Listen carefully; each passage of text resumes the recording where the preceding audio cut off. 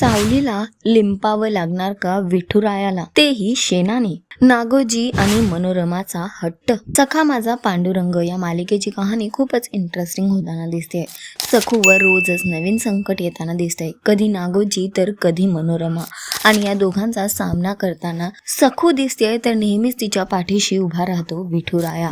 आणि या सगळ्यातच पुन्हा एकदा सखूवर असंच एक संकट आलेलं आहे. सखू विठुरायाच्या भक्तिभावात रमलेली असते. सखू आपल्या घराजवळ विठुरायाचं चित्र सुद्धा बनवते आणि त्यात ती मग्न असते. पण तेव्हाच नागोजी तिथे गावकऱ्यांना घेऊन पोहोचतो, मनोरमालाही बोलावतो आणि तो सखूवर नको नको ते आरोप करतो. आणि मनोरमाला म्हणतो की आपल्या देवाला पूजायचं सोडून ही त्या विठुरायाला पूजते, त्याची भक्ती करते.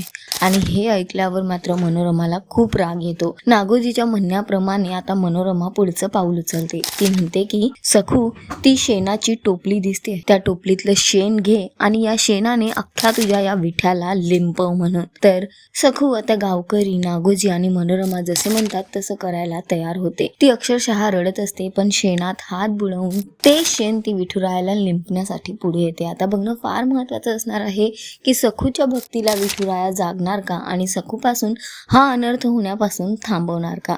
तर सध्या तरी शोचा ट्रॅक खूपच इंटरेस्टिंग होतोय. तुम्हाला ही मालिका किती आवडते आम्हाला कॉमेंट करून नक्की सांगा. आणि अशाच टेलिव्हिजन अपडेटसाठी टेलिगप्पाला लाईक, शेअर, सबस्क्राईब नक्की करा. नमस्कार.